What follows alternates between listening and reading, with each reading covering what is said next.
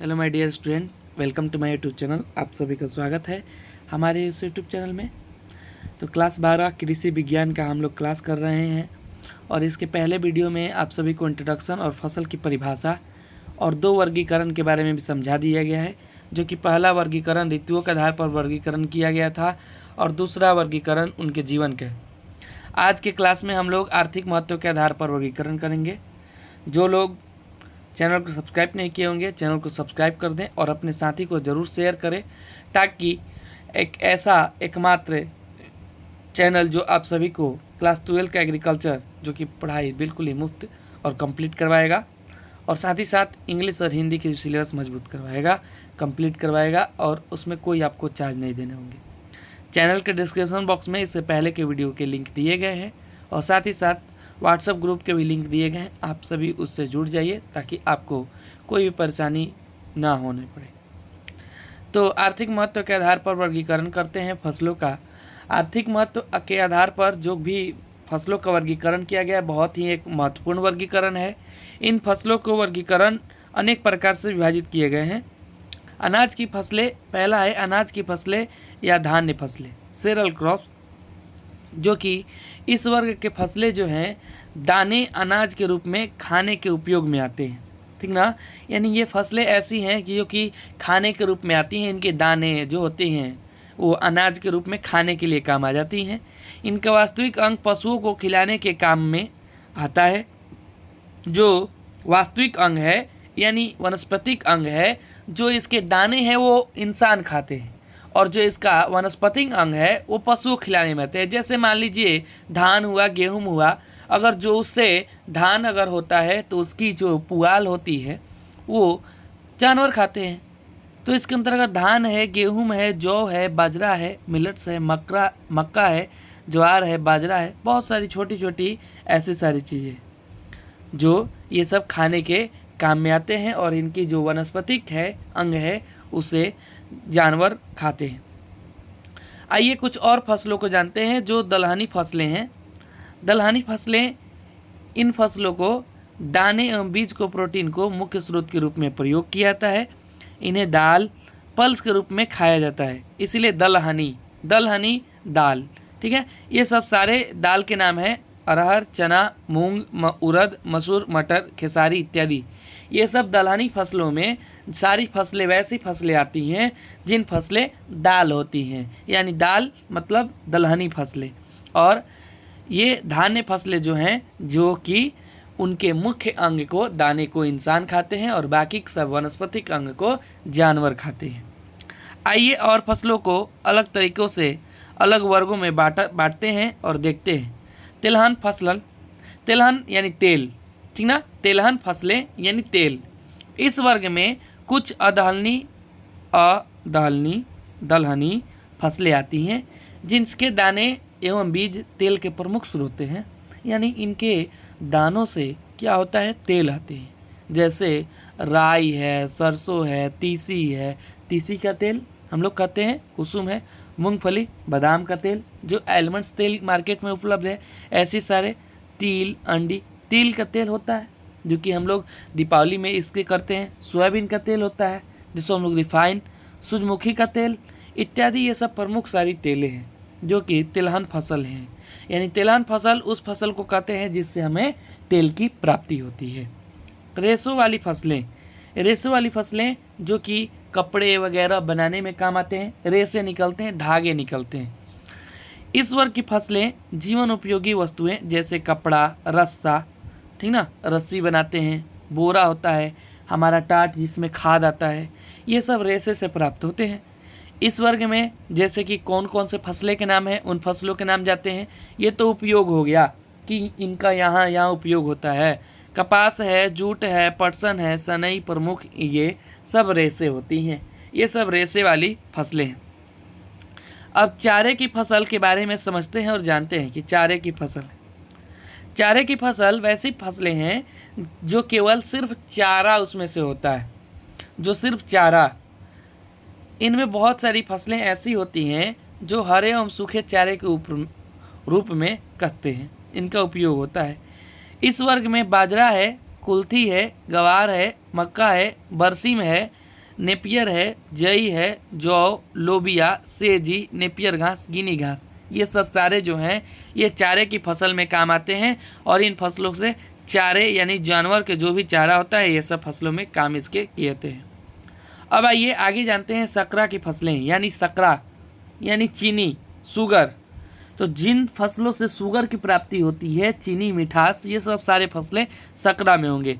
जैसे इन फसलों में तने, जड़ में सकरा संग्रहित रहती है, जिसके बाद में चीनी तैयार करते हैं। जैसे गाना हुआ, चुकंदर प्रमुख फसलें हैं।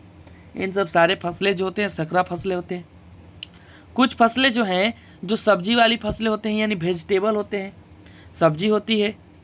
अब इन फसलें ऐसी फसलें होती हैं जो तनों के साथ साथ पत्तों के खाने में काम आते हैं। जैसे तना तो हम लोग किसी किसी का खाते भी हैं, जैसे आलू, प्याज, बैगन, भिंडी, बहुत सारे हैं। किसी किसी का हम लोग पत्ता भी खाते हैं, जैसे पालक है, अनेकों प्रकार की सब्जियां हैं। तो इनको प्रकार के हम लोग क्या करते हैं, ये सब चीज़ों में खाए जाते हैं। धनिया भी है, पत्ता में खाते हैं। उत्तेजक फसलें हैं जो हमें क्या करते हैं, उत्तेजित कर देती है, उत्तेजित कर देती है। ये फसलें शरीर में जाते ही गर्मी लाती है, उत्तेजना हमें प्रकट करती है। जैसे तंबाकू, चाय, कॉफ़ी, ये सब उत्तेजक फसल है। आपसे ये सब ऑब्जेक्टिव में प्रश्न पूछा जा सकता है कि कौन से उत्तेजक फसल कौन कौन सी है।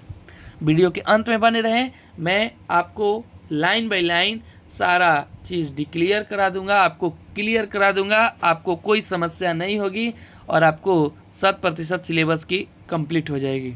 ठीक है, ध्यान दीजिए। साथ ही साथ इसके बाद हम लोग क्लास जब हमारा समाप्त हो जाएगा तो चैप्टर के अंत में वस्तुनिष्ठ प्रश्न भी करेंगे और क्वेश्चन आंसर भी करेंगे। जड़ तथा कंद वाली फसलें, इन फसलों की परिवर्तित जड़ों तथा तनों को खाने के लिए उपयोग किया जाता है। इनमें जड़ में जो फसलें होती हैं जो कंद जैसी होती हैं, रूट होती हैं, जो तने में होती हैं, इन फसलों को हम लोग खाते हैं। जैसे आलू है, शकरकंद, चुकंदर, गाजर, मूली, शलजम, ये सब जड़ के अंदर होती हैं। ये फल जो है बाहर दिखाई नहीं देता, ये जड़ के अंदर होती हैं और इन फलों को हम लोग जोते हैं, हो जाता है, फल तैयार हो जाता है तो इनको हम लोग खाते हैं। मसाले वाली फसलें, इन फसलों का स्वाद एवं खुशबू के लिए मसाले, सब्जियों, अचार एवं कुछ खास पकवानों में प्रयोग किए जाते हैं।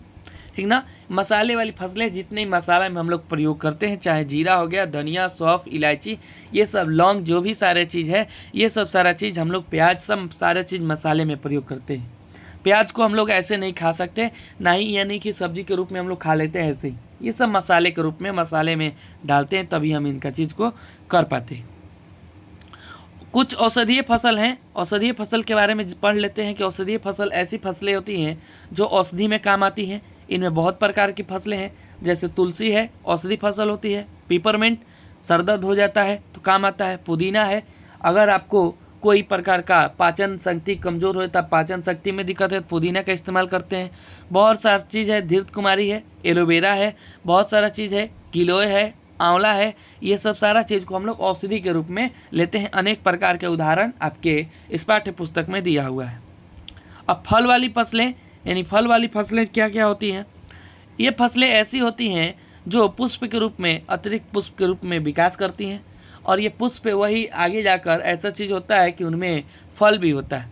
जैसे आम है, आम में पुष्प उसके जो हम लोग मोजर कहते हैं वो जो खिलता है तब उसके बाद आम होता है। अमरूद है, लीची है, कटहल है, ये सब फल वाली फसलें हैं।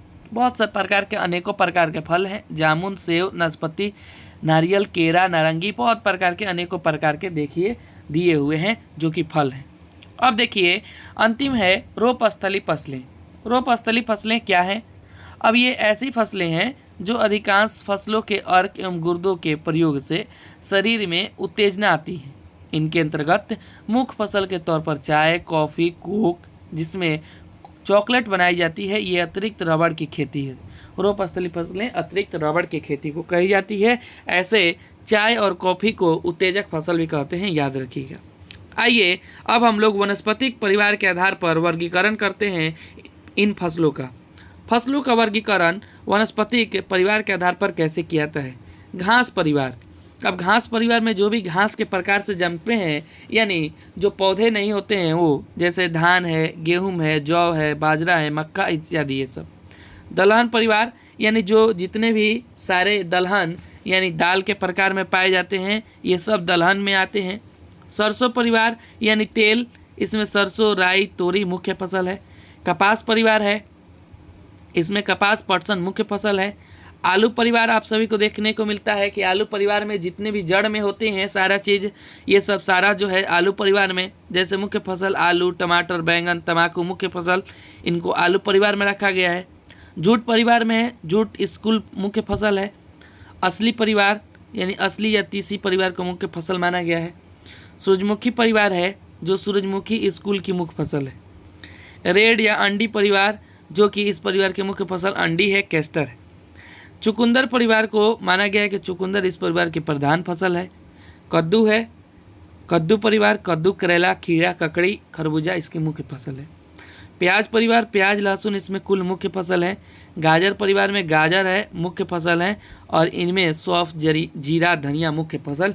ये सब सारे फसल जो हैं अनेकों प्रकार के हैं, जो कि आपके वनस्पतिक आधार पर बांटे गए हैं। आगे के वीडियो में हम लोग फसलों के विशेष उपयोग के आधार पर वर्गीकरण, फसलों के परिस्थिति के आधार पर वर्गीकरण और फसलों के जातियों का वर्गीकरण के बारे में पढ़ेंगे। तब अगली वीडियो में हमारा जो ये चैप्टर है समाप्त हो जाएगा, और उसके बाद हम लोग आगे प्रश्न उत्तर को करेंगे। तो वीडियो के अंत तक जरूर देखें और अपने दोस्त के पास ज़रूर से ज़रूर शेयर करें। डिस्क्रिप्शन बॉक्स में पहले की वीडियो का लिंक दिया गया है और व्हाट्सएप ग्रुप का भी लिंक दिया गया है। व्हाट्सएप से ग्रुप से जुड़े और अपनी समस्याओं का समाधान का सलूशन यानी हल करें। धन्यवाद।